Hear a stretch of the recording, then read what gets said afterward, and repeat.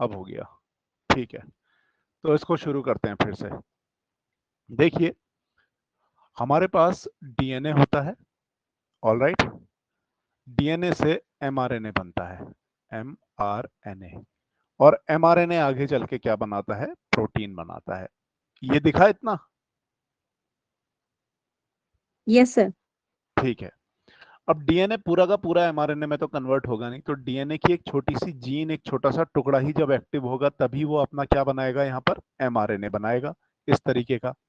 अब डीएनए से जब एमआरएनए बनता है तो यहाँ पर एक एंजाइम होता है जिसको बोलते हैं हम आरएनए पॉलीमरेज। पॉलीमरेज, ये एंजाइम रिस्पॉन्सिबल होता है डीएनए से आरएनए एमआरएनए बनाने के लिए। तो डीएनए में वो कौन सा ऐसा हिस्सा होता है जिसको आरएनए पॉलीमरेज जाके पकड़ता है या पहचानता है, और पहचानने के बाद उस हिस्से से चिपकता है, और चिपकने के बाद फिर एमआरएनए बनाने की शुरुआत करता है। तो इसी को थोड़ा सा समझिएगा, ये बहुत एग्जाम्स में पूछा गया है।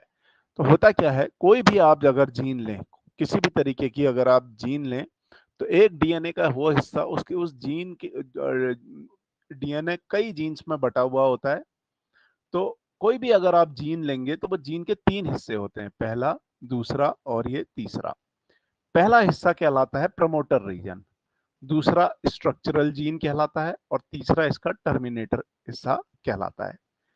तो ये प्रमोटर रीजन ही डीएनए का वो सीक्वेंस होता है जहां पर कुछ सीक्वेंस ऐसे प्रेजेंट होते हैं जिनको आरएनए पॉलीमरेज पहचानता है और आके इनसे चिपक जाता है। जैसे ही चिपकता है तो फिर आरएनए पॉलीमरेज यहाँ से आगे बढ़ जाता है, और बढ़ते बढ़ते पीछे से इसका एमआरएनए बना के छोड़ देता है।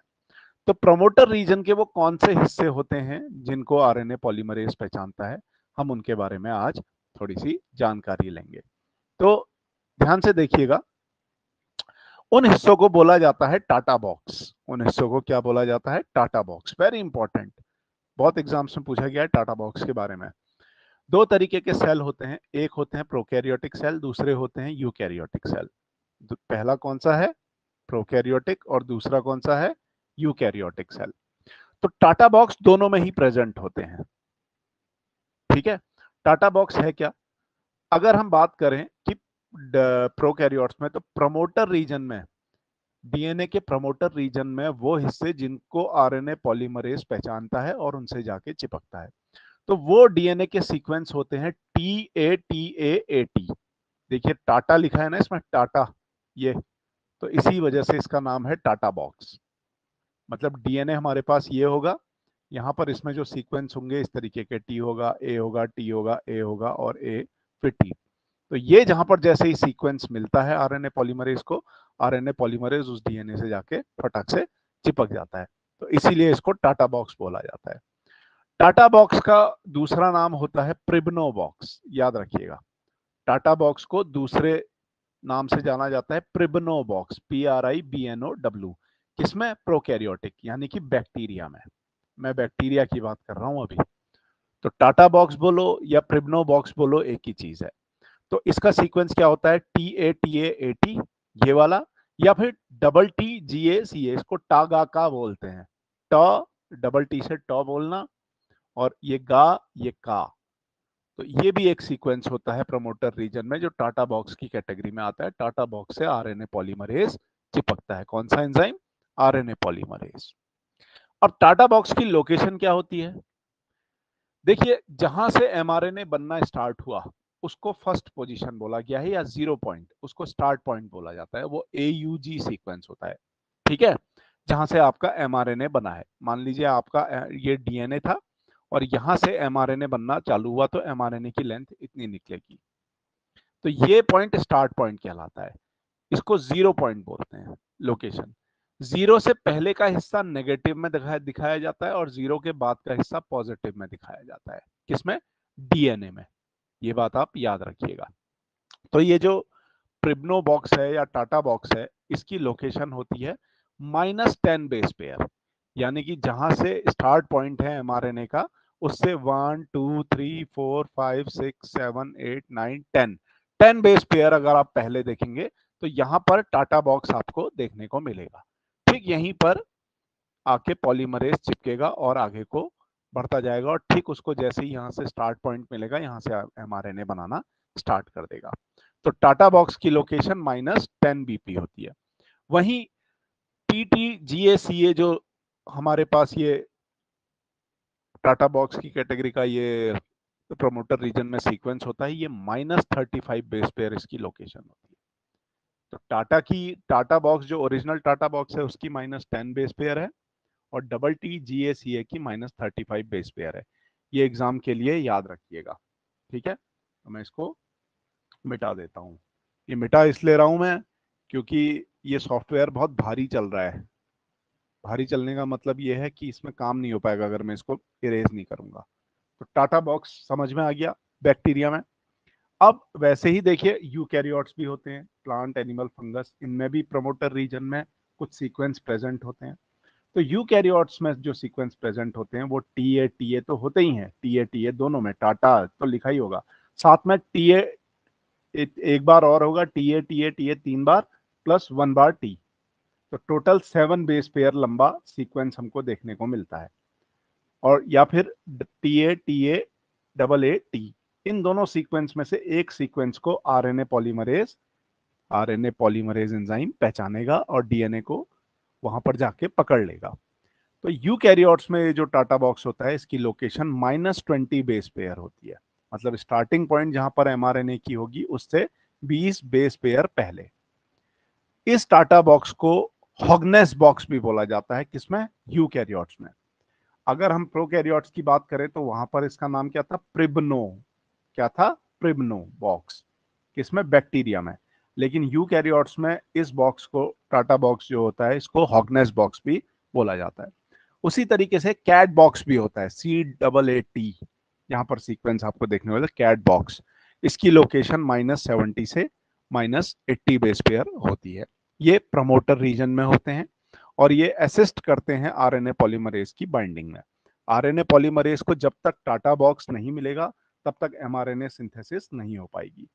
तो क्वेश्चन ये है कि टाटा बॉक्स किस में पाया जाता है? टाटा बॉक्स डीएनए में पाया जाता है, ठीक है। टाटा बॉक्स क्या काम आता है? टाटा बॉक्स एमआरएनए बनाने के काम आता है। कैसे? क्योंकि टाटा बॉक्स ही डीएनए में वो सीक्वेंस होता है जिससे आरएनए पॉलीमरेज नाम का एंजाइम चिपकता है। जहां पर उसको टाटा बॉक्स मिलेगा या प्रिब्नो बॉक्स या हॉगनेस बॉक्स मिलेगा, उससे वहां पर वो चिपकेगा और वहां से फिर आगे को डीएनए को स्कैन करता हुआ जाएगा, तब तक जब तक उसको स्टार्ट पॉइंट नहीं मिलता है एमआरएनए बनाने का। स्टार्ट मिलते ही वहां से एमआरएनए बनाएगा और टर्मिनेशन पे एमआरएनए बनाना खत्म कर देगा। तो ये कॉन्सेप्ट आ गया समझ में, या यहाँ पर कोई दिक्कत है तो पूछ लीजिए इसमें टाटा बॉक्स में। सर ये -10 बेस पेयर या -35 बेस पेयर जो कहा है ना, ये हाँ, ये क्या है? मतलब जहां से आपका हमारा ये है डीएनए, प्रमोटर। देखो ये, हाँ ये है डीएनए, ठीक है। जी जी। दिखा डीएनए? यस क्लियर है? सर। अब ये डीएनए तो यहाँ से बहुत लंबा होगा, इधर को भी बहुत लंबा होगा, तो हम मान के चलते हैं कि यहाँ से यहाँ तक एक जीन है जो एक्टिव है। जीन एक्टिव का मतलब ये है कि ये जीन एक अपना एमआरएनए बना के छोड़ेगी। जब वो एमआरएनए बना के छोड़ेगी तभी उसका यहाँ पर क्या बनेगा? प्रोटीन बनेगा। तभी हम उस जीन को क्या मानेंगे? एक्टिव मानेंगे। यहां तक समझ में आ गया? ठीक है। अब सवाल ये यस है सर। कि ये एमआरएनए कब बनेगा, कैसे बनेगा, कौन बनाएगा? कौन बनाएगा का आंसर है आरएनए पॉलीमरेज बनाएगा, ठीक है। ये बात समझ में आ गई? आरएनए पॉलीमरेज नाम का एंजाइम यस इस सर। एमआरएनए को बनाएगा। कैसे बनाएगा? वो पूरे डीएनए को पढ़ता हुआ आएगा, ठीक है। उसको यहां पर अगर इस पॉइंट से एमआरएनए बनाना है, इस पॉइंट से, ये स्टार्टिंग पॉइंट है, 0 पॉइंट, तो उसके ठीक 10 बेस पेयर पहले यहां कहीं हमारे पास कुछ ऐसे सीक्वेंस होंगे, उनको एक्चुअल में बोला जाता है कॉन्सेंसस सीक्वेंस। क्या बोला जाता है? Consensus sequences. ये सारे जानवरों में करीब करीब एक से होते हैं, ठीक है।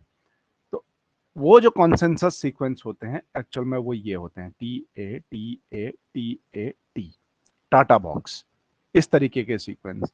आरएनए पॉलीमरेज जैसे ही ये सीक्वेंस पाता है वहां पर फटक से आके चिपक जाता है। चिपक गया। अब आरएनए पॉलीमरेज चिपका डीएनए से और इसको यहां पर इस पॉइंट से पता चल गया है कि जीन यहां से स्टार्ट हुई है। लेकिन अभी उसको ये नहीं पता है कि एमआरएनए कहाँ से बनाना है। तो टाटा बॉक्स में जैसे ही आरएनए पॉलीमरेज आके चिपका और फिर आरएनए पॉलीमरेज डीएनए को यहां से स्कैन करता हुआ आगे को बढ़ेगा। ठीक है, बढ़ते बढ़ते बढ़ते वो ठीक यहां पर जब पहुंचेगा तो उसको इनिशिएशन कोडॉन मिलेगा, स्टार्ट करने वाला सिग्नल मिलेगा कि एमआरएनए बनाओ यहां से। तो ठीक यहां से वो एमआरएनए बनाना स्टार्ट कर देगा और यहां तक बनाएगा, उसके बाद उसको टर्मिनेशन सिग्नल मिलेगा, यहीं तक एमआरएनए बनाएगा। तो वो टाटा बॉक्स ही होते हैं जो आरएनए पॉलीमरेज को सिग्नल देते हैं एमआरएनए बनाने का। ठीक है, तो Tata yes sir. Box bacteria में भी होते हैं और प्लांट एनिमल फंगस में भी होते हैं। बैक्टीरिया में अगर ये होंगे तो इनको क्या बोला जाएगा, प्रिब्नो बॉक्स। क्या बोला जाएगा, प्रिब्नो, याद रखिएगा, PRIBNO, प्रिब्नो, प्रिब्नो। ऑलराइट, और अगर यही यूकैरियोट्स में होंगे तो इनको हॉग्नेस बॉक्स भी बोला जाता है। ठीक है, एक कैट बॉक्स भी होते हैं, इनकी लोकेशन -75 के आसपास होती है, -70 से -80। अदरवाइज प्रिब्नो बॉक्स -10 बेस पेयर के आसपास हमको देखने को मिल जाते हैं। तो सर ये यहां तक कैट कोई प्रॉब्लम? बॉक्स जो, नहीं सर ये ये कैट भी बॉक्स जो वही, होंगे ये यूकैरियोट्स में। हाँ ये यूकैरियोट्स में है। ठीक है, आप शर्त मिला लीजिए, किसी भी एग्जाम में बैठ जाइए, उसमें से एक क्वेश्चन इसमें जरूर आता है। कोई बड़ा एग्जाम बैठो, छोटा बैठो, छोटे वाले एग्जाम में शायद ना पूछे, लेकिन कोई भी अच्छे लेवल का एग्जाम अगर आप बैठेंगे तो आपसे जरूर पूछेगा। और इंटरव्यू वो कहीं दे रहे होंगे आप बायोलॉजी से रिलेटेड कोई भी, तो वहां पर इससे एक क्वेश्चन जरूर पूछा जाता है। मतलब अगर मैं कभी इंटरव्यू लूंगा तो मैं तो टाटा बॉक्स जरूर पूछता हूँ। ठीक है, तो टाटा बॉक्स समझ में आ गया। अब टाटा बॉक्स के आगे हम पढ़ते हैं स्प्लिट जीन्स के बारे में। स्प्लिट जीन्स क्या होती हैं? देखिए, स्प्लिट जीन्स किनको बोला जाता है? कोई भी जीन होती है वो परफेक्ट नहीं होती। परफेक्ट क्या नहीं होती, मतलब उसमें कुछ सीक्वेंस ऐसे होते हैं जो कोडिंग होते हैं और कुछ सीक्वेंस ऐसे होते हैं जो नॉन कोडिंग होते हैं, मतलब इंट्रॉन्स और एक्सॉन्स। तो हर जीन में इंट्रॉन एक्सॉन प्रेजेंट होते हैं, इसी वजह से उनको स्प्लिट जीन बोला जाता है। वहीं कोई जीन अगर ऐसी मिल जाए जिसमें इंट्रॉन्स ना हो, वो पूरी की पूरी प्योर एमआरएनए बना के आपको दे दे, तब उस केस में उसको स्प्लिट जीन नहीं बोला जाएगा। तो स्प्लिट जीन की जो परिभाषा है वो ये है कि genes with introns and exons. तो स्प्लिट जीन और कुछ नहीं है, ऐसी जीन जिनमें इंट्रॉन और एक्सॉन प्रेजेंट होते हैं। अब देखिए, हमारे सेल के अंदर, यूकैरियोटिक सेल के अंदर माइटोकॉन्ड्रिया नाम की एक ऑर्गेनेल होती है। माइटोकॉन्ड्रियल के अंदर क्या होता है, अपना डीएनए होता है। अपना डीएनए है तो अपनी पूरी जेनेटिक मशीनरी होती है, यहाँ पर अपना एमआरएनए बनेगा, अपने प्रोटीन बनेंगे जो सिर्फ माइटोकॉन्ड्रिया के ही काम आएंगे। ठीक है, यहां तक समझ में आया। लेकिन सेल में माइटोकॉन्ड्रिया के बाहर, ये माइटोकॉन्ड्रिया है तो इसके बाहर क्या है, एक न्यूक्लियस है। न्यूक्लियस में अपना डीएनए होता है, क्रोमोसोम होते हैं, इसका अपना फंक्शन होता है। तो माइटोकॉन्ड्रिया और बाकी जो पार्ट है सेल का, उसके बीच में क्या सिमिलरिटी है या क्या डिफरेंसेस हैं वो मैं आपको अभी बता देता हूं। देखिए, एक को हम बोल रहे हैं माइटोकॉन्ड्रिया, दूसरे को बोल रहे हैं यूनिवर्सल। यूनिवर्सल का मतलब ये होता है प्लांट हो, एनिमल हो, फंगस हो, बैक्टीरिया हो, सब में एक सा होगा। ठीक है, हालांकि माइटोकॉन्ड्रिया की जो संरचना होती है वो बैक्टीरिया से मिलती जुलती है। किसी पुराने जमाने में एक बैक्टीरिया था, ठीक है, जो एनर्जी बनाता था, एटीपी बनाता था। एक बड़ा सेल आके उसको निगल गया, निगलने के बाद उसने उस सेल को पचाया नहीं, अपने अंदर ही रखा, वही आज की डेट में माइटोकॉन्ड्रिया कहलाता है। तो इस तरीके से माइटोकॉन्ड्रिया की उत्पत्ति हुई थी, तो ये आपको पता होना चाहिए।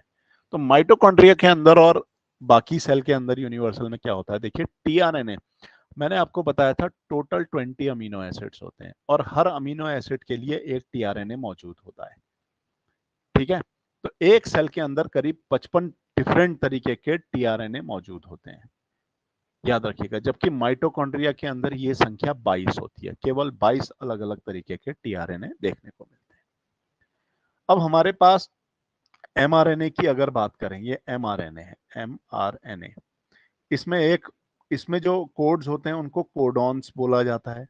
ठीक है, कोडॉन दो तरीके के होते हैं। एक इनिशिएशन कोडॉन होता है जिसको आप AUG बोलते हैं, यहां से प्रोटीन सिंथेसिस स्टार्ट होती है। और एक होता है टर्मिनेशन कोडॉन, जहां पर प्रोटीन सिंथेसिस बंद होती है। तो टर्मिनेशन कोडॉन की अगर हम बात करें तो टर्मिनेशन कोडॉन 3 होते हैं, उनका नाम होता है यूएए, यूएजी, यूजीए। इनको याद करने का तरीका यह है, इसको पढ़ा जाता है उआ, आग, उगा। तो उआ, आग, उगा याद रखना है आपने। उ आ, ठीक है, आग और उगा, यूजीए, ये उगा। आपने टर्मिनेशन कोडॉन को ऐसे याद रखना है, उआ, आग, उगा, कभी मत भूलिएगा इसको, ठीक है। तो टर्मिनेशन कोडॉन कितने होते हैं? 3 होते हैं। कौन कौन से? यूएए, यूएजी और यूजीए। इनको नॉनसेंस कोडॉन भी बोला जाता है। क्या बोला जाता है? नॉनसेंस, क्योंकि ये कोई अमीनो एसिड के लिए कोड नहीं करते हैं। जैसे हमारे पास मान लीजिए एक सीक्वेंस है ए ए टी, थोड़ी देर के लिए मान लीजिए, सॉरी ए ए यू, हमारे पास एक सीक्वेंस है ए ए यू। तो टीआरएनए आया हमारे पास, एक टीआरएनए, ये एक अमीनो एसिड 1 को लेके आया। तो टीआरएनए इसको पहचान, इससे आके जुड़ेगा और अमीनो एसिड 1 के लिए ये कोड करेगा, ठीक है। लेकिन ये जो टर्मिनेशन कोडॉन होते हैं, इनके लिए कोई टीआरएनए नहीं होता है, कोई अमीनो एसिड सीक्वेंस ये कोड नहीं करते हैं, इसीलिए इनको नॉनसेंस कोडॉन बोलते हैं। माइटोकॉन्ड्रिया के अंदर जो टर्मिनेशन कोडॉन होते हैं, उनमें उआ, आग तो आता है, लेकिन उगा नहीं आता। तो जो यूजीए वाला पार्ट है, उगा, वो माइटोकॉन्ड्रिया के अंदर एक अमीनो एसिड को कॉल करता है, ट्रिप्टोफैन नाम के। तो ये बहुत इंपॉर्टेंट पार्ट था, याद रखिएगा। माइटोकॉन्ड्रिया के अंदर जो तीसरा टर्मिनेशन कोडॉन होता है, उगा नाम का, वो ट्रिप्टोफैन नाम के अमीनो एसिड को कोड करता है। तो उआ और आग के अलावा 2 अलग अलग टाइप के टर्मिनेशन कोडॉन और होते हैं। तो 4 इसमें टर्मिनेशन कोडॉन पाए जाते हैं माइटोकॉन्ड्रिया के अंदर, उआ, आग, और एक होता है एजीए और एक एजीजी, ठीक। अब इसके जो टर्मिनेशन कोडॉन यहाँ एक्स्ट्रा हैं, वो नॉर्मल सेल के अंदर क्या होते हैं? आर्जिनाइन नाम के अमीनो एसिड के लिए कोड करते हैं। तो ये आप याद रखिएगा। थोड़ा कॉपी पेन लेके बैठिए, अभी आप ये नोट करते रहिए, समझ रहे हैं? आप इसके भरोसे मत रहिएगा, टेक्नोलॉजी ये तो कभी भी डिलीट हो जाएगा, कोई भरोसा नहीं है, लेकिन आप अपने नोट्स यहाँ पर बनाते रहिएगा। अब हम पढ़ेंगे वॉबल हाइपोथेसिस। वॉबल हाइपोथेसिस क्या होता है? वॉबल हाइपोथेसिस कोई टफ टर्म नहीं है, जैसे ए सर ए ये जैसे माइटोकॉन्ड्रिया के लिए लिया ना कि उसके पास अपना जो भी है डीएनए होता है, डीएनए, वैसे हाँ क्लोरोप्लास्ट के पास भी होता है। तो सेम हाँ, यही चीज होगी सर क्लोरोप्लास्ट में भी जो माइटोकॉन्ड्रिया की है। करीब करीब मिलता जुलता होता है, लेकिन हम सिर्फ माइटोकॉन्ड्रिया को ही पढ़ते हैं, क्लोरोप्लास्ट के रिस्पेक्ट में बहुत ज्यादा जेनेटिक्स नहीं पढ़ते हैं, ठीक है। सर क्लोरोप्लास्ट के केस में हम आएगा, अभी प्लांट जब शुरू करता हूँ, देखिए 1-2 दिन की बात और रह गई, फिर बॉटनी स्टार्ट करनी है। क्लोरोप्लास्ट का जिस दिन स्ट्रक्चर पढ़ेंगे और उसके अंदर पढ़ेंगे, माइटोकॉन्ड्रिया और क्लोरोप्लास्ट जो होते हैं ना, वो बैक्टीरिया से मिलते जुलते होते हैं। किससे? बैक्टीरिया। इनका साइज बिल्कुल बैक्टीरिया के बराबर होता है। एक यूकैरियोटिक सेल का साइज इतना बड़ा है, तो माइटोकॉन्ड्रिया का इतना छोटा होता है। क्लोरोप्लास्ट का भी साइज छोटा ही होता है। तो बैक्टीरिया में जो होता है कंडीशन, वही माइटोकॉन्ड्रिया में होता है और वही क्लोरोप्लास्ट में भी होगा, हम ये मान के चलते हैं, ठीक है। अच्छा क्वेश्चन था, आगे देखें। अब देखते हैं वॉबल हाइपोथेसिस। वॉबल हाइपोथेसिस क्या होती है? बहुत इंपॉर्टेंट है वॉबल हाइपोथेसिस। देखिए, हमारे पास एक कोड, ये कोडॉन है AAU नाम का, क्लियर है, ठीक है। और मान लीजिए ये एक अमीनो एसिड 1 को कोड करता है, क्लियर है। तो कोडॉन में कितने वो होते हैं न्यूक्लियोटाइड सीक्वेंस? 1 2 3, ये फर्स्ट पोजीशन है, ये सेकंड, ये थर्ड। वॉबल हाइपोथेसिस ये कहता है कि पहली 2 पोजीशन जो होती हैं वही पक्की होती हैं, तीसरी पोजीशन कुछ और भी होगी तो भी ये अमीनो एसिड में बदलाव नहीं आएगा। मतलब ए सी अगर आप इसको कर दो, ए जी इसको आप कर दो, या ए इसको आप कर दो, तो ये तीसरी पोजीशन में आप कोई भी न्यूक्लियोटाइड का बदलाव करेंगे तो अमीनो एसिड में कोई फर्क नहीं पड़ेगा, वही अमीनो एसिड कोड होगा, ज्यादा चांसेस इसके होते हैं। तो पहले की जो शुरुआती 2 पोजीशन होती हैं किसी भी कोडॉन की, किसी भी जेनेटिक कोड की, कोडॉन की, कोडॉन 3 न्यूक्लियोटाइड का होता है ना, तो फर्स्ट 2 पोजीशन ही स्ट्रॉन्ग पोजीशन मानी गई है, स्टेबल पोजीशन मानी गई है। तो यही है वॉबल हाइपोथेसिस। वॉबल हाइपोथेसिस आ गया समझ में? तो वॉबल हाइपोथेसिस से क्वेश्चन आ जाएगा इस तरीके का, बहुत इंपॉर्टेंट क्वेश्चन आ जाएगा। आपको कोड दे दिया होगा जैसे AAC, ये आर्जिनिन बनाता है, थोड़ी देर के लिए समझ लीजिए, आर्जिनिन नाम का अमीनो एसिड कॉल करता है। तो आपसे क्वेश्चन में पूछेगा बताओ आर्जिनिन और कौन कॉल करेगा, CAC, UAA या फिर AAG। तो इन तीनों ऑप्शन में से कौन सा ऑप्शन सही होगा, ये वाला, क्योंकि शुरू की दो पोजीशन एक सी है, तो तीसरे से कोई फर्क नहीं पड़ता, ये भी आर्जिनिन को कोड करेगा और ये रॉन्ग आंसर हो जाएंगे। तो वॉबल हाइपोथेसिस पता होना चाहिए। ठीक, अब इसके बाद शाइन डाल गार्नो सीक्वेंस, वेरी इंपॉर्टेंट, शाइन डाल गार्नो सीक्वेंस, इसको भी थोड़ा सा देख लेते हैं। ये माइटोकॉन्ड्रिया और क्लोरोप्लास्ट वाला जो ये मैंने बताया आपको, सॉरी माइटोकॉन्ड्रिया और ये नॉर्मल यूनिवर्सल वाला, इसको आप याद कर लीजिएगा। तो याद करने वाली चीज तो यह है कि टर्मिनेशन कोडॉन आपको याद होने चाहिए, इनिशिएशन कोडॉन याद होना चाहिए। इनिशिएशन कोडॉन कौन सा होता है, AUG या GUG, ठीक है। एक एमआरएनए में इनिशिएशन, ये कोडॉन्स क्या होते हैं, ये एमआरएनए बन के आ गया हमारे पास, ऑलराइट, ये एमआरएनए है। जब आपके पास एमआरएनए बन के आ जाता है तो उसके बाद एमआरएनए से क्या बनता है, प्रोटीन, ऑलराइट। तो एमआरएनए में ये जो पहला सीक्वेंस होगा जहां से प्रोटीन सिंथेसिस स्टार्ट होगी, ये होता है AUG, पहला वाला AUG, या फिर ये GUG भी हो सकता है। तो ये दोनों स्टार्ट पॉइंट होते हैं, इसीलिए इनको इनिशिएशन कोडॉन बोलते हैं। और ये लास्ट की जो कोडॉन होंगे ये होंगे टर्मिनेशन कोडॉन, यानी कि हुआ, आग, उगा में से एक, इन तीनों में से कोई भी एक यहां पर होगा तो वहां पर प्रोटीन सिंथेसिस रुक जाएगा और आपके पास यहां से लेकर यहां तक एक अमीनो एसिड की चेन तैयार हो जाएगी, पहले कोड से पहला अमीनो एसिड, दूसरे कोड से दूसरा अमीनो एसिड। तो ये टर्मिनेशन कोडॉन और इनिशिएशन कोडॉन का थोड़ा सा एक रफ आइडिया था। अब मैं आपको बता रहा हूं शाइन डालगार्नो सीक्वेंस। देखिए शाइन डालगार्नो सीक्वेंस क्या है कि हमारे पास एमआरएनए है, हमारे पास क्या है, एक एमआरएनए है, और एमआरएनए से क्या बनना है, प्रोटीन बनना है, ऑलराइट, ठीक है। ये प्रोकैरियोट्स में होता है, बैक्टीरिया में, तो इसकी जानकारी थोड़ी होनी बहुत जरूरी है।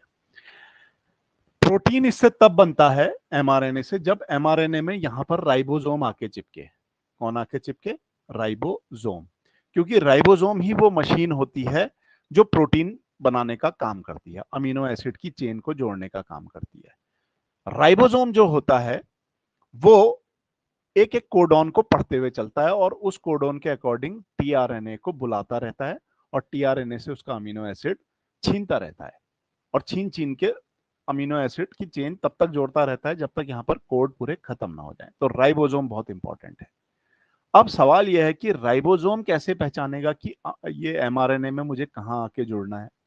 तो यानी कि एमआरएनए में, एक एमआरएनए में ये 5 प्राइम टू 3 प्राइम एक एमआरएनए है।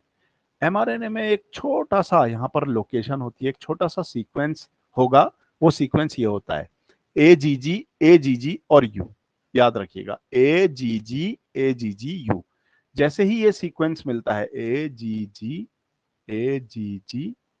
और U, जैसे ही राइबोसोम को ये सीक्वेंस मिलता है, राइबोसोम तुरंत यहां पर आके क्या होता है, जुड़ जाता है, ठीक है। राइबोसोम यहां पर आके जुड़ता है और राइबोसोम जिस सीक्वेंस को पहचानता है वहीं से फिर प्रोटीन सिंथेसिस स्टार्ट करता है। तो इस सीक्वेंस को शाइन डाल गार्नो सीक्वेंस बोलते हैं। ये एमआरएनए में होता है, प्रोकैरियोट्स में होता है, ठीक है।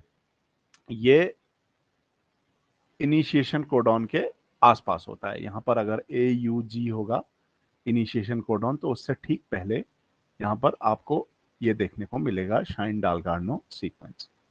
तो कंफ्यूज मत होइएगा, जो टाटा बॉक्स है वो डीएनए में होता है, शाइन डाल गार्नो सीक्वेंस एमआरएनए में होते हैं।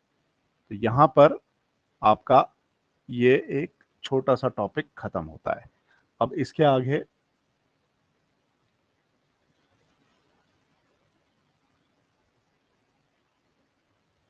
ट्रांसलेशन पढ़ते हैं आज से। ट्रांसलेशन क्या प्रोसेस होती है, ट्रांसलेशन वो प्रोसेस होती है जिस प्रोसेस से एमआरएनए कन्वर्ट होता है प्रोटीन में। एक एमआरएनए से प्रोटीन बनने की जो प्रोसेस होती है उसी को ट्रांसलेशन बोला जाता है। ठीक है।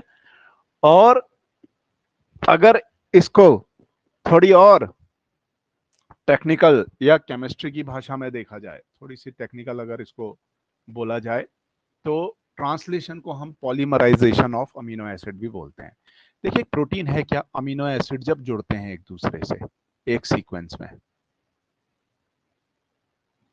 अमीनो एसिड की चेन अगर हमारे पास बनेगी, यही अमीनो एसिड की चेन पॉलीपेप्टाइड कहलाती है या प्रोटीन कहलाती है। तो ये जो अमीनो एसिड का पॉलीमराइजेशन है, एक एक करके जुड़ना, इसी को ट्रांसलेशन बोला जाता है या पॉलीपेप्टाइड फॉर्मेशन बोला जाता है। अब हमारे पास जो एमआरएनए था, एमआरएनए में क्या होते हैं, कोडॉन्स होते हैं। ठीक है। ये कोडॉन्स क्या करते हैं, ये सीक्वेंस तय करते हैं अमीनो एसिड का। मान लो फर्स्ट कोडॉन ये है, सेकंड कोडॉन ये है, थर्ड कोडॉन ये है, फोर्थ कोडॉन ये है। तो फर्स्ट कोडॉन के अकॉर्डिंग अमीनो एसिड फर्स्ट यहाँ पर आएगा, इसके बाद सेकंड अमीनो एसिड जुड़ेगा, इसके बाद थर्ड अमीनो एसिड जुड़ेगा, फिर फोर्थ अमीनो एसिड जुड़ेगा, और इस तरीके से प्रोटीन सिंथेसिस होगी। तो कोडॉन का जो सीक्वेंस होता है वही अमीनो एसिड का सीक्वेंस होता है। ठीक है। अब ये सीक्वेंस जो होता है, पढ़ने का काम, एमआरएनए को पढ़ने का काम करता है राइबोसोम। तो राइबोसोम को पढ़ना बहुत ज्यादा जरूरी हमारे लिए है। राइबोसोम को बहुत अच्छे से देखिएगा, मैं इसको बहुत अच्छे से आपको समझा देता हूं कि राइबोसोम क्या है। ठीक। देखिए राइबोसोम कुछ ऐसा दिखता है, इस तरीके का। ठीक है। बहुत सी बुक में इस तरीके का भी दिखाया गया है, ऐसा। मतलब राइबोसोम एक छोटी सी ऑर्गेनल है, अगर आप सेल के अंदर देखेंगे तो आपको डॉट की तरह दिखेगा, लेकिन जब इलेक्ट्रॉन माइक्रोस्कोप के अंदर देखेंगे तो आपको वो दो पार्ट में दिखाई देगा। ये लार्ज सब यूनिट होती है इसकी, और ये स्मॉल सब यूनिट होती है। तो दो सब यूनिट से मिलके हमारा राइबोसोम बनता है, लार्ज सब यूनिट और स्मॉल सब यूनिट। तो राइबोसोम अगर इस तरीके का स्ट्रक्चर है, ये ऐसा, ठीक, ये राइबोसोम है। ठीक इसके बीच में यहाँ पर एमआरएनए आके फंसता है, और एमआरएनए के कोड यहाँ पर ये पढ़ता है, और उन कोड को पढ़ते पढ़ते यहाँ से टीआरएनए को बुलाता है। टीआरएनए वो टीआरएनए, ट्रांसफर आरएनए, जो अपने साथ अमीनो एसिड को लेके आते हैं। तो एक एक करके टीआरएनए को यहाँ बुलाता है, और अमीनो एसिड की चेन यहाँ पर जोड़ता रहता है, और टीआरएनए को यहाँ से बाहर फेंकता रहता है। बचे हुए टीआरएनए को अमीनो एसिड छीनता है, बचे हुए टीआरएनए को फेंक देता है। फिर दूसरा टीआरएनए बुलाएगा, उसका अमीनो एसिड यहाँ जोड़ेगा, और इस तरीके से प्रोटीन की चेन बनाता रहेगा। तो राइबोसोम एक मशीनरी है, राइबोसोम बहुत इंपॉर्टेंट है। अब राइबोसोम कहाँ पर पाया जाता है, थोड़ा सा ये समझ लीजिए। ये हमारा सेल है, ये हमारा न्यूक्लियस है। न्यूक्लियस मतलब न्यूक्लियर मेम्ब्रेन होगी। ये न्यूक्लियर मेम्ब्रेन सेपरेट नहीं होती है, ये मेम्ब्रेन कंटिन्यूअस होती है, इस तरीके से, इस तरीके से यहाँ पर ऐसे। ऑलराइट। इस तरीके का एक स्ट्रक्चर होता है। तो वो जो स्ट्रक्चर होता है वो कहलाता है एंडोप्लाज्मिक रेटिकुलम। तो एंडोप्लाज्मिक रेटिकुलम में क्या होता है, न्यूक्लियस के नजदीक इससे राइबोसोम चिपके रहते हैं, छोटे छोटे, और पीछे की जो एंडोप्लाज्मिक रेटिकुलम होती है उससे राइबोसोम नहीं चिपकते हैं। तो मतलब मैं देखूं, अगर ये न्यूक्लियर मेम्ब्रेन है, थोड़ा और इसको अगर मैं अच्छा स्ट्रक्चर बनाऊं, तो ये न्यूक्लियर मेम्ब्रेन है, और ये क्या है, हमको ये लगता था कि न्यूक्लियस मेम्ब्रेन ऐसी होती है बिल्कुल अपने आप में पूरी की पूरी, लेकिन एक्चुअल में क्या होता है, न्यूक्लियर मेम्ब्रेन बीच में से एक जगह से कटी हुई होती है, ये कटी है, और यहाँ से वो घुमावदार इस तरीके से स्ट्रक्चर बना देती है, जिसको आप क्या बोलते हैं, एंडोप्लाज्मिक रेटिकुलम। जिस स्ट्रक्चर को आप बोलते हैं एंडोप्लाज्मिक रेटिकुलम, ये, और फिर ये कंप्लीट होती है। इस एंडोप्लाज्मिक रेटिकुलम में ये न्यूक्लियस है, क्या है, न्यूक्लियस। ऑलराइट। और ये एंडोप्लाज्मिक रेटिकुलम है। एंडोप्लाज्मिक रेटिकुलम में यहाँ पर राइबोसोम इस तरीके से चिपके होते हैं। ठीक है। राइबोसोम ऐसे चिपके होते हैं। तो जिस एंडोप्लाज्मिक रेटिकुलम से राइबोसोम चिपके होते हैं उसको बोला जाता है rough, ROUGH, rough endoplasmic reticulum, क्योंकि ये खुरदुरी दिखती है। और जिस एंडोप्लाज्मिक रेटिकुलम से राइबोसोम नहीं चिपके होते हैं उसको बोला जाता है स्मूथ एंडोप्लाज्मिक रेटिकुलम। तो ये बात याद रखिएगा, यही वो राइबोसोम है जो प्रोटीन सिंथेसिस करवाते हैं। ठीक है। कहाँ पर होती है इनकी पोजीशन मैंने आपको बता दिया है। राइबोसोम के बारे में, रफ एंडोप्लाज्मिक रेटिकुलम में पाए जाते हैं। राइबोसोम एक्चुअल में है क्या?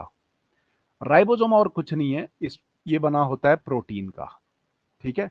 इसमें 80 अलग अलग तरीके के प्रोटीन पाए जाते हैं, साथ में आरएनए पाया जाता है। उस आरएनए को राइबोसोमल आरएनए बोल दिया जाता है। तो राइबोसोम और कुछ नहीं है। राइबोसोम अगर हम देखें तो आरएनए प्लस प्रोटीन है, 80 टाइप्स, ठीक है। राइबोसोम दो स्टेट में पाया जाता है, या तो वो इनएक्टिव होगा या फिर एक्टिव होगा। अब इसका मतलब क्या है ये समझ लीजिए। राइबोसोम इनएक्टिव होता है और एक्टिव होता है। जब राइबोसोम का काम नहीं होता है तो वो इनएक्टिव स्टेट में होता है, और जब राइबोसोम का कुछ काम होता है प्रोटीन सिंथेसिस का, तब वो एक्टिव स्टेट में आ जाता है।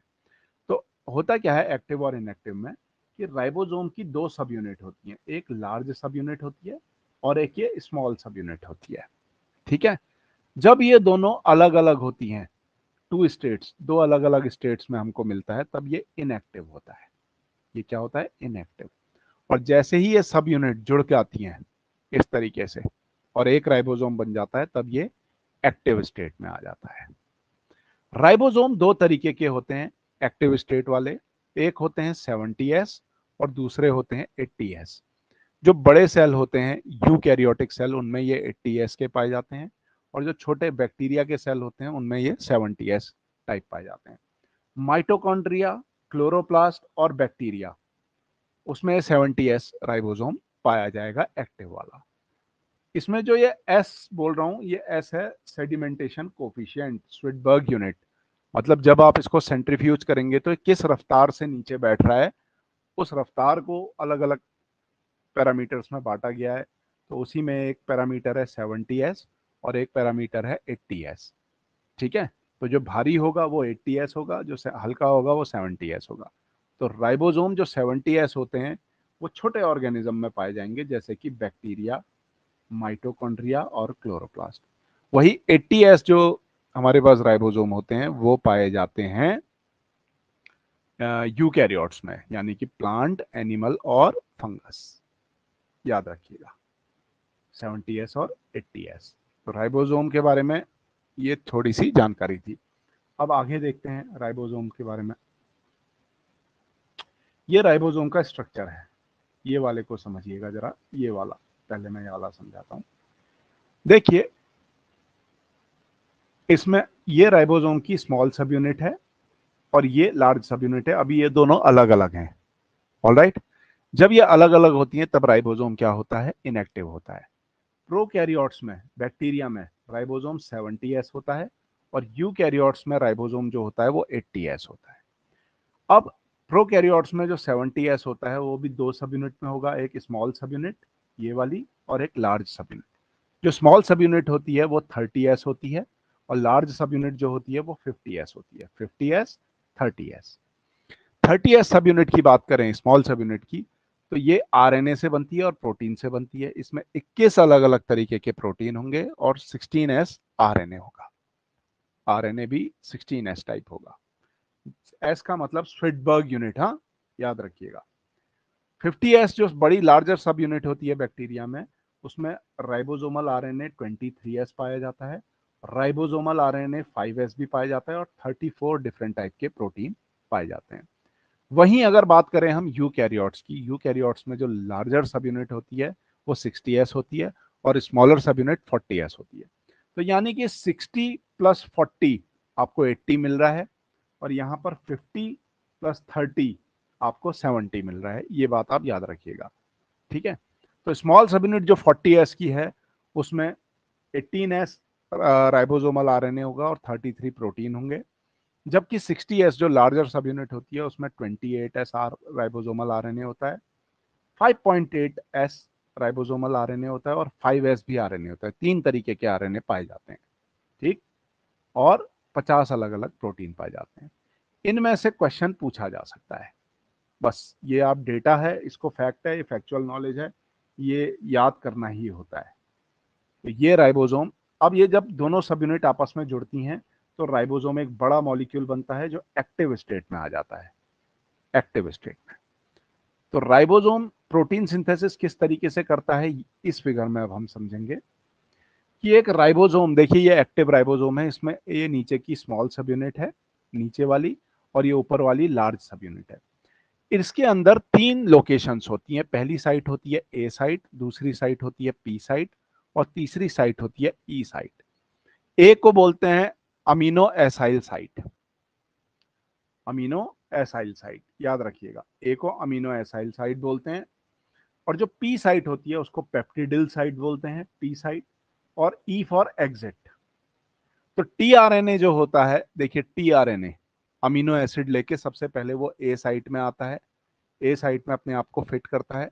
उसके बाद राइबोसोम थोड़ा आगे शिफ्ट होता है, तो वो टीआरएनए पी साइट में अपने आप को ट्रांसफर कर लेता है, और यहां पर अमीनो एसिड अपने से चिपकाए रहता है।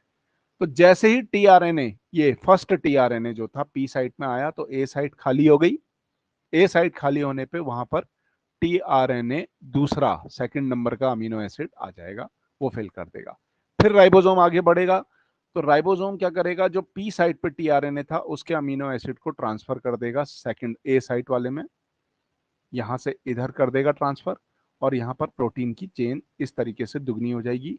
और टीआरएनए में से अमीनो एसिड देने के बाद जो टीआरएनए बचेगा वो एग्जिट साइट में आके यहाँ से बाहर चला जाता है। अभी आगे पूरा बताऊंगा, ये तो खाली एक रफ आइडिया दे रहा हूं, इसमें आप बोर मत होइएगा, ठीक है। तो बड़ी सब यूनिट और छोटी सब यूनिट के बीच में एमआरएनए को देखो इस तरीके से दबाया जैसे हम दांतों के बीच में रोटी को दबाते हैं, सेम यही फंडा होता है। तो यहां पर राइबोसोम के बारे में ये छोटी सी इंफॉर्मेशन थी। अब स्टेप्स इन ट्रांसलेशन बात करते हैं कि ट्रांसलेशन शुरू कैसे होता है, प्रोटीन सिंथेसिस शुरू कैसे होती है। ये हमारे पास एमआरएनए है, एमआरएनए से यहाँ पर क्या होगा, प्रोटीन बनेगा। ये एमआरएनए से प्रोटीन तब बनेगा जब एमआरएनए से यहाँ पर सबसे पहले राइबोसोम आके जुड़ेगा। तो ये क्या क्या इसमें स्टेप्स होते हैं प्रोटीन बनने में, वो अब हम सीखने जा रहे हैं। तो पहला स्टेप इसमें होता है activation of amino acid. Cell के अंदर न्यूक्लियस होता है, न्यूक्लियस के अलावा यहाँ पर जो साइटोप्लाज्म होता है, प्रोटीन सिंथेसिस साइटोप्लाज्म में होता है, ये बात आप याद रखिएगा, जबकि एमआरएनए सिंथेसिस न्यूक्लियस के अंदर होता है। तो साइटोप्लाज्म में जितने भी अमीनो एसिड होते हैं वो बिखरे रहते हैं इधर उधर। तो सबसे पहले उन अमीनो एसिड्स के साथ एटीपी का एक मॉलिक्यूल आके जुड़ता है, और मैग्नीशियम आयन की प्रेजेंस में एक एंजाइम होता है ई नाम का, जिसको बोलते हैं अमीनो एसाइल टीआरएनए सिंथेटेज। याद रखिएगा, अमीनो एसाइल टीआरएनए सिंथेटेज। वो क्या करता है, इस अमीनो एसिड के साथ एक कॉम्प्लेक्स बना लेता है। तो एंजाइम, अमीनो एसिड और एएम एट एट, देखिए होता क्या है, एटीपी था, एटीपी से एडीपी बनता है, एडीपी तो एनर्जी रिलीज होती है। एडीपी से फिर एक फॉस्फेट ग्रुप जाता है तो एएमपी बनता है, और फिर से एनर्जी रिलीज होती है। तो यानी कि double amount of phosphate molecule जब निकल जाएगा एटीपी से तो एएमपी बनेगा। ये यहाँ पर जो एटीपी था वो यही काम करता है, एटीपी से एएमपी में कन्वर्ट करता है और बहुत सारी एनर्जी रिलीज कराता है। ये एनर्जी काम आती है ये बॉन्ड्स बनाने में। कौन से बॉन्ड्स, जब अमीनो एसिड को इस एएमपी के साथ जोड़ती है और साथ में एंजाइम के साथ भी जोड़ती है। तो यहाँ पर एक कॉम्प्लेक्स तैयार होता है, अमीनो एसिड, एएमपी और उस एंजाइम का जिसका नाम था अमीनो एसाइल टीआरएनए सिंथेटेज। ये जो एंजाइम होता है, ये जो कॉम्प्लेक्स तैयार होता है, इसको बोल देते हैं हम एक्टिवेटेड अमीनो एसिड। क्या बोल देते हैं, एक्टिवेटेड अमीनो एसिड। तो सबसे पहला काम क्या होता है साइटोप्लाज्म में, अमीनो एसिड का एक्टिवेशन होता है कि अमीनो एसिड एक्टिव हो गया, तो हमारे पास एक कॉम्प्लेक्स तैयार हो जाता है ट्रांसलेशन की प्रोसेस में। इसके बाद जो सेकंड स्टेप होता है वो ये होता है कि एक्टिवेटेड अमीनो एसिड को टीआरएनए में चार्ज चढ़ाना है, उससे चिपकाना है। तो हमारे पास वो जो कॉम्प्लेक्स पिछले स्टेप में तैयार हुआ था, ये क्या करता है, टीआरएनए के नजदीक आता है।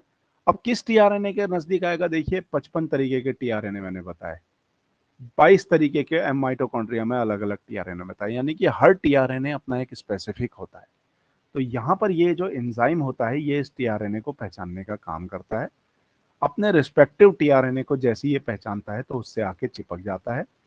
चिपकने के बाद यही एंजाइम क्या करता है, इस अमीनो एसिड को टीआरएनए में ट्रांसफर कर देता है, और हमारे पास एक चार्ज्ड टीआरएनए तैयार हो जाता है जिसमें टीआरएनए में अमीनो एसिड चिपका होता है। अगर अमीनो एसिड 1 है तो उसका करस्पॉन्डिंग टीआरएनए भी क्या होगा, 1। अगर अमीनो एसिड 2 है तो उसका करस्पॉन्डिंग टीआरएनए 2 होगा। तो हर टीआरएनए के लिए एक अमीनो एसिड होता है। और जैसे ही यहाँ पर ये टीआरएनए अमीनो एसिड का बॉन्ड बन जाता है तो यहाँ पर हम बोल देते हैं चार्जिंग ऑफ टीआरएनए, यानी कि टीआरएनए यहाँ पर क्या हो गया है, चार्ज्ड। और तुरंत फिर एएमपी और एंजाइम क्या होते हैं, रिलीज हो जाते हैं। तो इस तरीके से हमको चार्ज्ड टीआरएनए मिलता है। तो ये तो पहला स्टेप और दूसरा स्टेप था, ठीक है। इसको अमीनो एसाइल टीआरएनए भी बोला जाता है क्योंकि इसमें अमीनो एसिड आके चिपक गया है। तो ये दूसरा स्टेप था। अब देखिए इसमें तीसरा स्टेप क्या होता है, फॉर्मेशन ऑफ पॉलीपेप्टाइड चेन।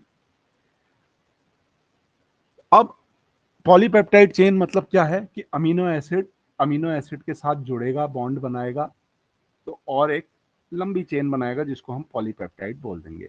तो ये इसकी शुरुआत जो होती है उसको चेन इनिशिएशन बोलते हैं। उसमें क्या होता है, देखिए कुछ प्रोटीन्स, कुछ एंजाइम्स की जरूरत होती है इसमें, उनको फैक्टर्स बोला जाता है। क्या बोला जाता है, फैक्टर्स। प्रोकैरियोट की अगर हम बात करें, प्रोकैरियोट यानी कि बैक्टीरिया, इसमें 3 तरीके के फैक्टर्स होते हैं या प्रोटीन्स होते हैं जो चेन इनिशिएशन करते हैं। और यूकैरियोट्स की अगर हम बात करें तो उसमें 9 अलग अलग तरीके के फैक्टर्स या प्रोटीन्स पाए जाते हैं। तो ये होता कैसे है, थोड़ा सा समझिएगा।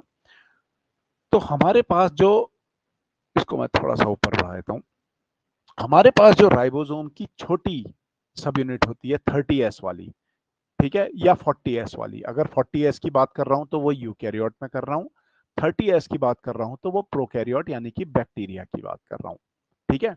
तो 30S जो सब यूनिट होती है राइबोसोम की, क्योंकि अभी राइबोसोम इनएक्टिव है तो लार्जर सब यूनिट और स्मॉलर सब यूनिट क्या होंगी, दोनों अलग अलग होंगी। तो 30S सब यूनिट एमआरएनए से आके चिपकती है। तो यहाँ पर 30S एमआरएनए का एक कॉम्प्लेक्स तैयार हो जाता है हमारे पास। ये पहला स्टेप है, ठीक है। अब ये जो कॉम्प्लेक्स है हमारे पास, उसके बाद ये कॉम्प्लेक्स, ये 30S सब यूनिट यहाँ पर क्या करती है, पहले टीआरएनए को, नंबर 1 टीआरएनए को कॉल करती है जहां से प्रोटीन सिंथेसिस शुरू होगा। तो वो जो टीआरएनए होता है वो हमेशा एक ही तरीके का होता है, वो टीआरएनए जिसमें मिथियोनाइन जुड़ा हो, मिथियोनाइन नाम का अमीनो एसिड, मिथियोनाइन, मिथियोनाइन नाम का अमीनो एसिड जिसमें जुड़ा हो वो हमेशा फर्स्ट पोजीशन पे होता है। यानी कि जितने भी हमारे पास प्रोटीन होते हैं उनमें जो पहला अमीनो एसिड होगा वो मिथियोनाइन होगा। अब यहां पर भी एक थोड़ा सा देखिए ग्लिच है, वो क्या है कि बैक्टीरिया और यूकैरियोट्स दोनों में अलग अलग मैकेनिज्म होता है। अगर हम प्रोकैरियोट्स की बात करें, बैक्टीरिया की, तो जो पहला टीआरएनए आके जुड़ता है उसको एफमेट टीआरएनए बोलते हैं, एफमेट। ये मिथियोनाइन तो होता है लेकिन ये फॉर्माइलेटेड मिथियोनाइन होता है, इसीलिए इसको एफमेट टीआरएनए बोल दिया जाता है।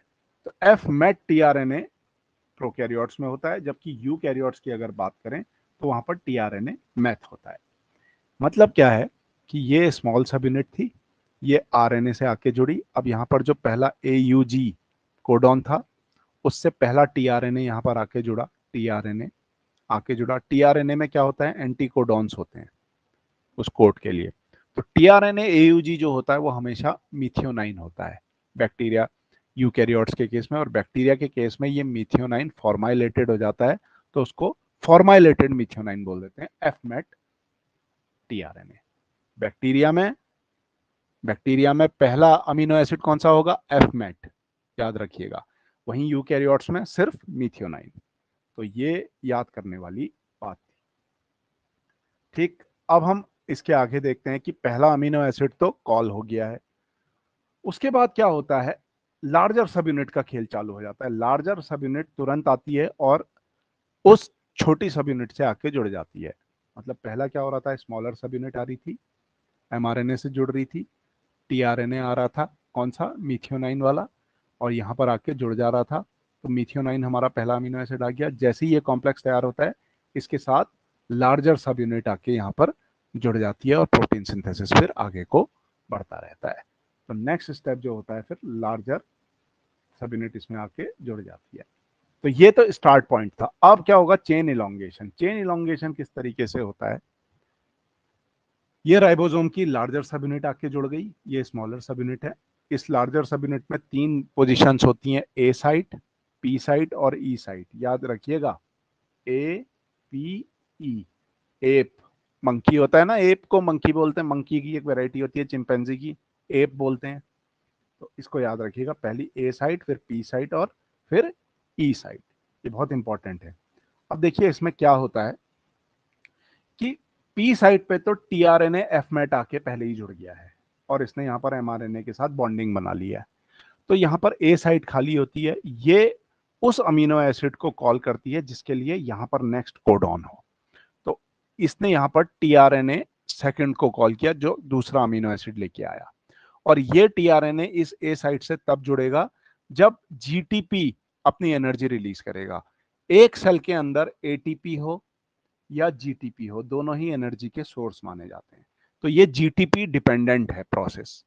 तो ए साइट से आके ये टीआरएनए जुड़ेगा, टीआरएनए आएगा, ए साइट से जुड़ेगा, अपना अमीनो एसिड इस एफमेट को ट्रांसफर करेगा और इस तरीके से प्रोटीन सिंथेसिस आगे शुरू हो जाएगी। तो हुआ क्या देखिए, टीआरएनए जो एफमेट था हमारे पास पी साइट में, उससे अमीनो एसिड सेकंड जुड़ गया है। टीआरएनए जो सेकंड वाला टीआरएनए था वो आ गया, और यहां अमीनो एसिड और अमीनो एसिड जब बीच में बॉन्डिंग करेंगे तो इस एक्टिविटी को बोला जाता है पेप्टिडिल ट्रांसफरेज। जनरली एंजाइम्स जितने भी होते हैं उनके नाम के एंड में एज करके लगता है, एज, ठीक है। लेकिन यहां पर ये बहुत इंपॉर्टेंट है, ये क्वेश्चन नेट में पूछा गया था, मुझे अच्छी तरह याद है, तो बच्चे बहुत कंफ्यूज हुए थे। पेप्टिडिल ट्रांसफरेज कोई एंजाइम नहीं होता है। पेप्टिडिल ट्रांसफरेज क्या होती है, एक एक्टिविटी होती है, एक प्रोसेस होती है। कौन प्रोसेस होती है, कैसी प्रोसेस होती है? ये प्रोसेस होती है कि एक अमीनो एसिड को दूसरे अमीनो एसिड के साथ जोड़ने वाली प्रोसेस। भाई पहला टीआरएनए अमीनो एसिड 1 लेके आया, दूसरा टीआरएनए अमीनो एसिड 2 लेके आया, तो ये अमीनो एसिड पहले अमीनो एसिड के साथ कैसे जुड़ेगा? पेप्टिडिल ट्रांसफरेज एक्टिविटी के थ्रू। तो पेप्टिडिल ट्रांसफरेज एक्टिविटी क्या होती है? पेप्टिडिल ट्रांसफरेज एक्टिविटी होती है राइबोसोमल आरएनए में। अगर हम बैक्टीरिया की बात करें तो 23S जो राइबोसोमल आरएनए सब यूनिट्स में प्रेजेंट थे उसमें ये होती है, और अगर हम यूकैरियोट्स की बात करें तो 28S राइबोसोमल आरएनए होता है, उसमें ये पेप्टिडिल ट्रांसफरेज नाम की एक्टिविटी होती है। ये बहुत ही ज्यादा इंपॉर्टेंट है, याद रखिएगा। पेप्टिडिल ट्रांसफरेज एक्टिविटी 23 किसमें होगी? बैक्टीरिया में, और 28 किसमें होगी? प्लांट्स, एनिमल और फंगस में। तो ये बात आप याद रखिएगा। पेप्टिडिल ट्रांसफरेज एक्टिविटी होती है, कौन सी एक्टिविटी होती है? एक अमीनो एसिड को दूसरे अमीनो एसिड से जोड़ने वाली।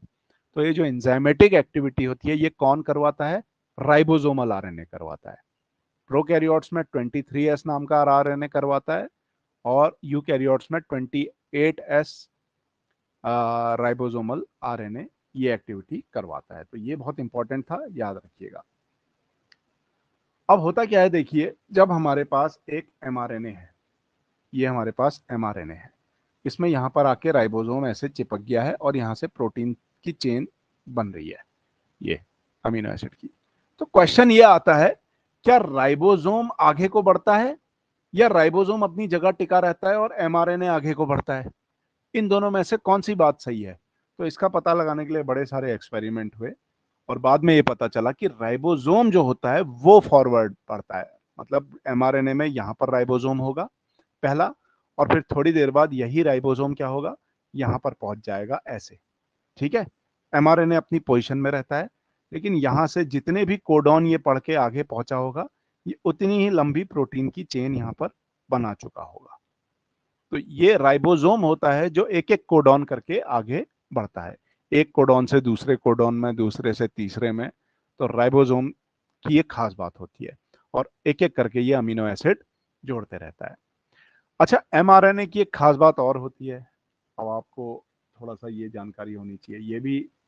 ये एक बार क्वेश्चन पूछा गया था मुझे, एक लड़का था जिसको मैंने पढ़ाया था, वो बता रहा था कि मुझसे इंटरव्यू में ये क्वेश्चन पूछा गया था कि यूटीआर क्या होते हैं, ठीक है। देखिए आपने यूटीआई तो पढ़ा होगा, नाम सुना होगा, UTI, urinary tract infection.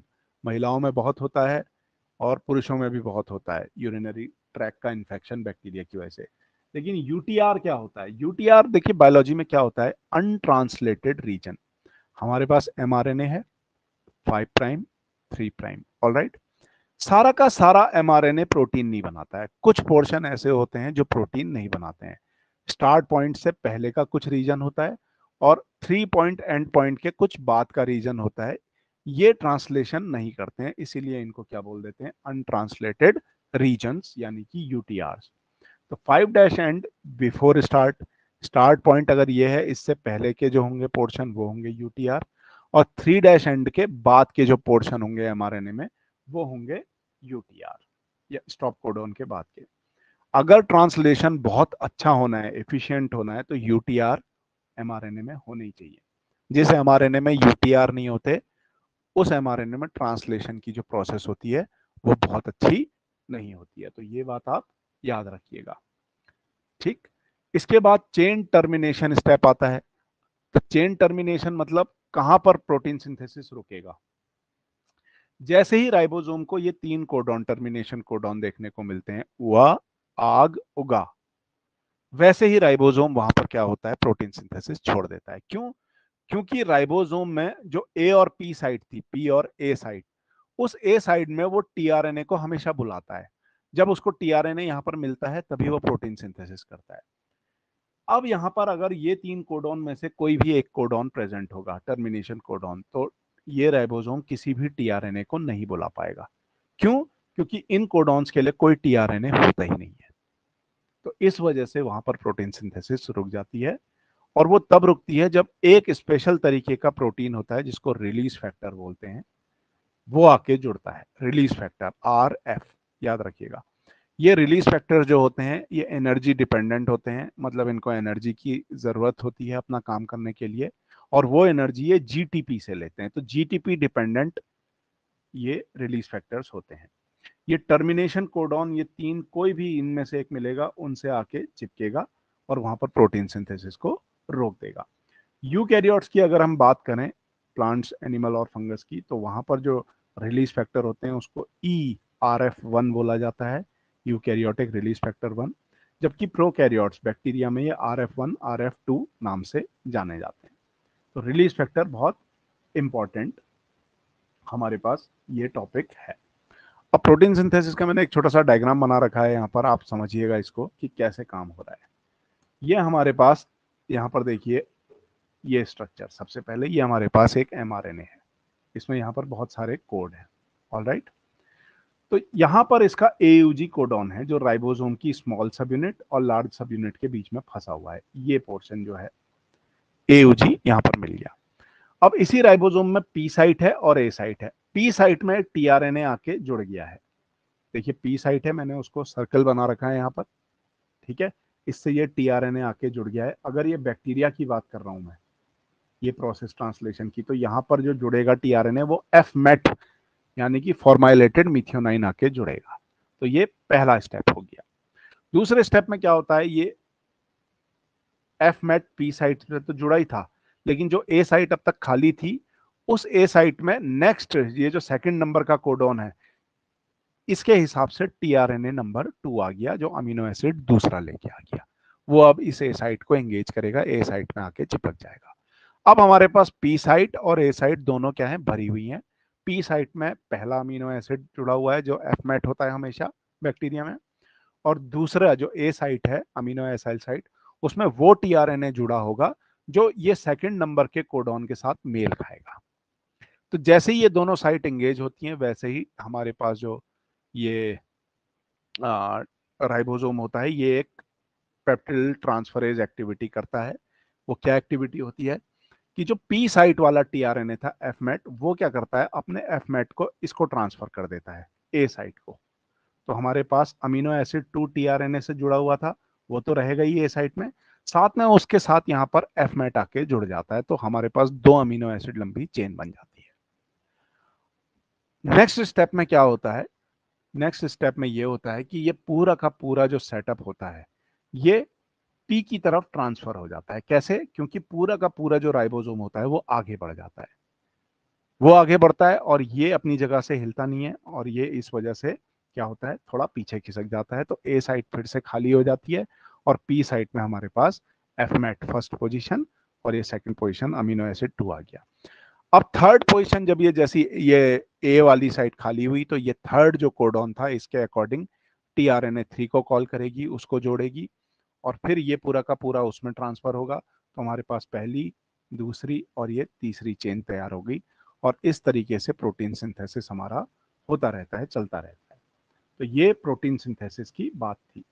Protein synthesis सबसे अच्छा ये बुक्स वगैरह में इस तरीके से समझाया गया है कि ये हमारे पास क्या है, देखिए mRNA है, छोटी सब यूनिट राइबोसोम की इससे आके जुड़ी है, बड़ी सब यूनिट जुड़ी है, इसमें एक ए साइट है, ये हमारे पास आने वाला tRNA है जो अमीनो एसिड लेके आ रहा है, ये ए साइट वाला है और ये पी साइट वाला है। होता क्या है कि ये पूरा का पूरा जो अमीनो एसिड की चेन है ये इसको ट्रांसफर करेगा यहाँ पर और ये खाली हो जाएगा, खाली होने के बाद ये बाहर निकल जाएगा, बाहर निकलने के बाद ये पूरी की पूरी चेन जो होगी एक नई चेन इस तरीके से बन के इस पोजीशन पे आ जाएगी और ये पोजीशन फिर ब्लैंक हो जाएगी। ब्लैंक होने पे ये प्रोसेस फिर स्टार्ट हो जाएगी कि ये आने वाला फिर यहाँ आएगा और ये इस तरीके से चेन बढ़ती चली जाएगी। तो ये एक बुक्स में इस तरीके से दिखाया गया है। दूसरा जो डायग्राम मुझे बड़ा अच्छा लगा इंटरनेट पे वो ये डायग्राम था, इसको देख के आप समझिएगा कि हमारे पास राइबोसोम है, राइबोसोम में 3 साइट हैं, ए, पी और ई। तो यहाँ पर देखिए सबसे पहले tRNA और अमीनो एसिड बिखरे हुए थे, उसके बाद यहाँ पर tRNA और अमीनो एसिड चार्ज हुए तो चार्जिंग ऑफ tRNA हुई, ठीक है। ये tRNA कहाँ आया, इस ए साइट में आया, ग्लाइसिन नाम का अमीनो एसिड लेके आया है। तो ये tRNA यहाँ इस खांचे में तभी फिट बैठेगा जब इस कोडॉन के साथ इस tRNA का एंटी कोडॉन मैच करेगा। एंटी कोडॉन tRNA में होता है, किस में होता है, tRNA में। कोडॉन्स किस में होते हैं, mRNA में। मैच करेगा तो वहां पर आके फिट बैठेगा। तब तक पी साइट पे जो tRNA था वो एक लंबी चेन प्रोटीन की यहाँ पर बना चुका है। अब होगा क्या, ये पूरी की पूरी इसमें ट्रांसफर करेगा तो इसमें नया अमीनो एसिड ग्लाइसिन जुड़ जाएगा और ये वाला tRNA जब खाली हो जाएगा तो वो ई साइट में आके यहाँ से बाहर निकल जाएगा और वो फिर से यहाँ जाके चार्ज होगा और फिर से ये प्रोसेस चलती रहेगी। तो ये प्रोटीन सिंथेसिस की हमारे पास एक छोटी सी प्रोसेस थी। यहाँ पर ट्रांसलेशन खत्म होता है। अगर किसी को कोई क्वेश्चन पूछना है यहाँ पर तो मुझसे पूछ सकता है, नहीं तो फिर इसके आगे कल देखेंगे। कोई क्वेश्चन है? इसको रिवीजन कर लीजिएगा इस वीडियो को, जब ये दोबारा उसमें आ जाएगा रिकॉर्ड होके तो आप देख लीजिएगा। इसके आगे कल देखते हैं। चलिए, थैंक यू।